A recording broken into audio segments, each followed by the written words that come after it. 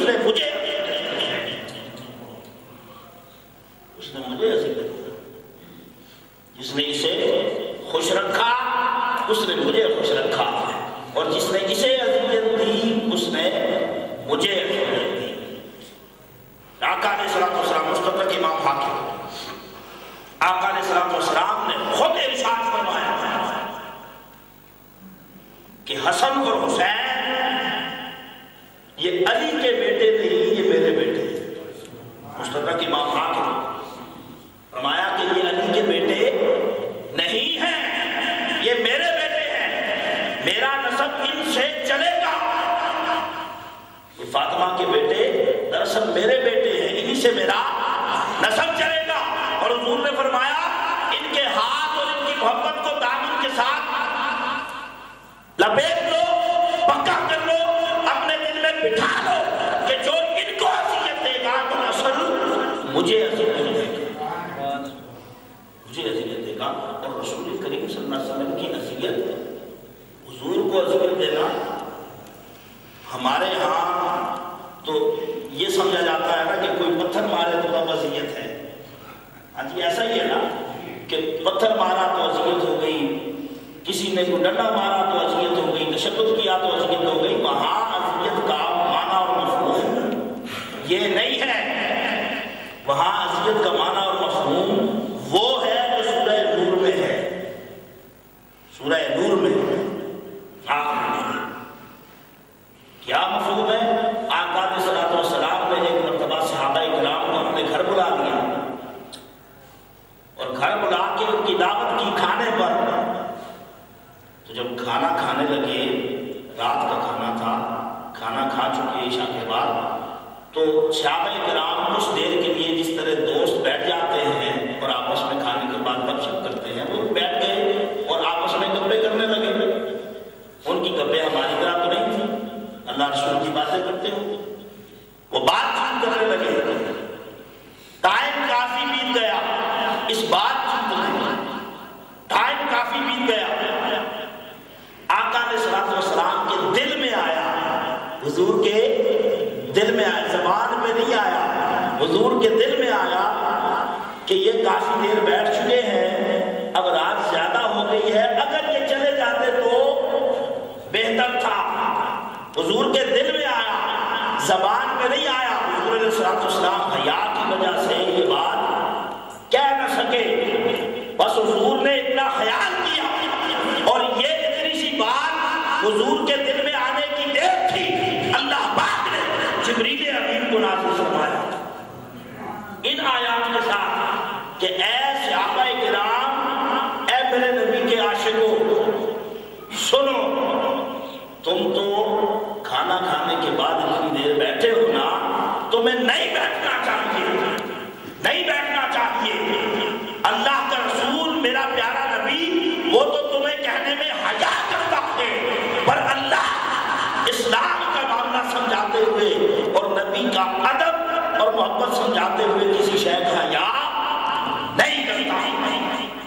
سو اللہ پاک نے حکم کیا فرمایا کہ جلدی سے اٹھ کے چلے جاؤ، اور جو میرے محبوب کو، محمد مصطفیٰ کو اتنی سی بھی اذیت دے اس کا ٹھکانہ جہنم ہے، اس کا ٹھکانہ، اتنی سی بھی اذیت دے تو اس کا ٹھکانہ جہنم ہے۔ اور امام راضی رحمۃ اللہ تعالیٰ نے، آپ جا کے پڑھیں اس کو پورے کو، اب اس کی تسلیم کا ٹائم نہیں ہے کیونکہ ٹائم شارٹ ہے، تو آپ وہاں جا کے پڑھیں، وہاں یہ لکھا ہے کہ صحابہ کرام کو دراصل مخاطب بنا کر قیامت تک کے لیے آقا علیہ السلام کی عزت اور حرمت، اس کا ایک اصول مقرر کر دیا گیا، ایک اصول کہ ایسی بات جو اگر بندہ حضور کے زمانے میں ہوتا، اور ایسی بات جس کی وجہ سے حضور کے دل میں ملال آ جاتا، کوئی چھوٹا سا ملال آ جاتا، بے چینی بے قراری آ جاتی، حضور بے چین اور بے قرار ہو جاتے، بے سکون ہو جاتے، تو خدا اس کو بھی گستاخی کون کرتا، اذیت کون کرتا؟ تو اللہ نے فرمایا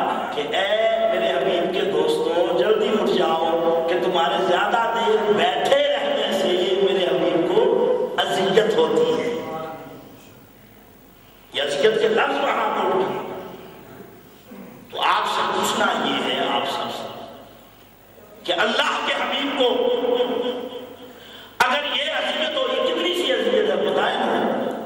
ایک بندہ کھانا کھا رہا ہے، آپ نے دوستوں کو بلایا ہے، انہوں نے کھانا کھایا ہے اور 2 گھنٹے 3 گھنٹے وہ بعد میں بیٹھ کے انہوں نے آپس میں بات چیت شروع کی ہے، تو یہ کتنی سی اذیت ہے؟ کوئی بڑی شاید تو نہیں ہے نا. کل صبح اٹھیں گے، فریش ہوں گے، ساری بات بھول چکے ہوں گے، پر نبی کریم نے اس بات کو دوبارہ کیا، بیان کیا، لیکن اللہ پاک نے اس کو بیان فرما دیا کہ میرے حبیب کو جو اتنی اذیت دے تو یہ بھی مجھے برداشت نہیں ہے. لوگوں اگر نبی کو اتنی اذیت ہو صحابہ کی طرف سے کون؟ صحابہ کرام اگر حضور ان کے عمل سے بے سکون ہو جائیں تو اللہ پاک اسے بھی اذیت فرماتا ہے. کیسے ہو سکتا ہے کہ میرے مصطفیٰ کے نواسے کو اور اہل بیت اطہار کو اور حضور کے سارے کنبے کو اور حضور کے سارے پھولوں کو لٹا کر ان کے گلوں پر چھری پھیر دی جائے، تلواریں پھیر دی جائیں اور حضور کو اذیت نہ ہو؟ پھر ایک عجیب تماشا ہے یہاں، وہ یہ کہ حضور علیہ السلام جب زندہ تھے، ظاہری جسم کے ساتھ دنیا میں پھرتے تھے، تب اذیت ہوتی تھی. اب تو آقا علیہ السلام کو کیسے اذیت ہو سکتی ہے؟ کربلا کے وقت میں کیسے اذیت ہوئی؟ آقا تو جسمن سامنے موجود نہ تھے، کیسے اذیت ہوئی؟ تو بھائی اذیت ہوتی ہے. حضور علیہ السلام اس دنیا سے تشریف فرما ہوئے، لیکن حضور علیہ السلام مر کے منڈی میں نہیں ملے. مسند امام احمد میں نمبر پڑھیے، سنن نبی داؤد شریف پڑھیے. حضور نے خود فرمایا ہے کہ ان اللہ حرم علی الارض ان تاکل اجساد الانبیاء فنبی اللہ یرزق، کہ اللہ پاک نے زمین پر حرام قرار دے دیا کہ وہ انبیاء کے جسم کو کھائے. اللہ کا ہر نبی زندہ ہے اور اسے اللہ پاک رزق عطا فرماتا ہے. اور اس سے بڑی اور کیا مثال ہو کہ قرآن پاک نے یہ فرما دیا کہ اے مومنو میرے نبی کو اس طرح اذیت نہ دینا. سورہ احزاب اس طرح اذیت نہ دینا. پوچھا مولا تیرے نبی کو کیسے اذیت نہ دے؟ اللہ نے فرمایا یہ نہ ہو کہ میرا نبی دنیا سے رخصت ہو اور اس کی بیویوں میں ان کی بیویوں کے ساتھ تم میں سے کوئی نکاح کی سوچے، کوئی نکاح کی سوچے، ان کی بیویوں کے ساتھ کوئی نکاح کی سوچے. یہ صحابہ کرام کو فرمایا جا رہا ہے. موجود کون تھے؟ صحابہ کرام. انہیں فرمایا جا رہا ہے کہ میرا نبی اس دنیا سے رخصت ہو جائے تو ان کی بیویوں کے ساتھ نکاح کا سوچنا بھی نہیں. کیوں؟ اگر تم ان کے ساتھ نکاح کا سوچو گے تو میرے نبی کو اذیت ہوگی. سورہ احزاب. کیا آقا علیہ السلام من بعد ابدا کے الفاظ ہیں کہ حضور کی بیویوں کے ساتھ وَلَا أَنْتَلِكَهُ أَزْوَاجًا مِّن بَعْدِهِ ابدا، کہ حضور کی ازواج کے ساتھ حضور علیہ السلام کے ظاہری مثال کے بعد تم نکاح کبھی بھی سوچنا بھی نہیں، کرنا بھی نہیں. کیوں؟ کہ میرے نبی کو اس سے اذیت ہوگی. پتہ کیا چلا کہ حضور علیہ السلام جب قبر انور میں تشریف رکھتے ہیں، اگر ان کے بعد کسی بیوی کے ساتھ کوئی نکاح کی سوچتا بھی تو حضور کو اذیت. تو جیسے میرے مصطفیٰ کی بیویوں کے ساتھ اور ازواج مطہرات کے ساتھ کوئی نکاح کی سوچتا تو مصطفیٰ کو اذیت ہوتی، ایسے ہی میدان کربلا میں جب شہادت امام حسین رضی اللہ تعالی عنہ جو آپ کے نواسے ہیں، آپ کے بیٹے ہیں، جن کے گلے کو آپ پیار کیا کرتے تھے، جن کے لبوں کو چوما کرتے تھے، جس حسین کو میرے مصطفیٰ سجدے میں جاتے ہوئے اپنے اوپر سوار کیا کرتے تھے اور جس کے لیے 70 مرتبہ تسبیحات کو زیادہ کیا کرتے تھے، اور جس حسین کی انگلی کو پکڑ کے میرے مصطفیٰ مدینہ میں چڑھا کرتے تھے، اور جس حسین کے لیے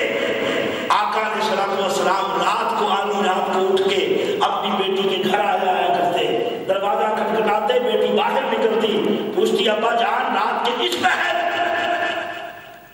آج ہی رات گزر گئی، آپ کیوں تشریف لائے ہیں؟ آقا فرماتے بیٹی مجھے اس بات میں جگا دیا کہ اندر سے حسین کے رونے کی آواز آتی تھی، اندر سے رونے کی، حسین کے رونے کی آواز آتی تھی، حسین کا رونا مجھ سے برداشت نہیں ہوا، اس لیے میں اس کا پوچھنے چلا آیا۔ دوستو سوچو، عقیدہ تمہارا کچھ بھی ہو، عقیدہ کچھ بھی ہو، سوچو تو صحیح کہ جس لاڈلے حسین کو آقا علیہ السلام نے اس طرح پالا پوسا، اور جس کا رونا میرے آقا کو رات کو سونے نہ دے، اس حسین رضی اللہ تعالیٰ عنہ اور اس کے خانوادے کو ذبح کر دیا جائے اور آقا علیہ السلام کو کوئی اذیت نہیں ہے۔ یہ بات کیوں کی جاتی ہے کہ حضور کو کوئی اذیت نہ ہوئی؟ اس وجہ سے کہ ایک پورا عقیدہ ہے، ایک پورا تسلسل ہے عقیدے کا، ایک پوری فکر ہے عقیدے کی، پوری فکر ہے کہ اب 1400 سال گزر گئے ہیں، آپ ذکر کر کر کے روتے کیوں ہیں؟ ارے بندہ خدا روتے اس وجہ سے کہ ہمارے مصطفیٰ کو اذیت ہے، حضور کو اذیت ہوئی، اور پھر یہ تو حضور کی سنت ہے۔ حضرت امام حسین رضی اللہ تعالیٰ کا ذکر اور آپ کی یاد کر کے رونا، یہ تو حضور کی سنت ہے، یہ آقا کی سنت ہے۔ اب یہاں آپ میں سے کئی لوگ ایسے ہوں گے جنہوں نے ضرور درس نظامی اور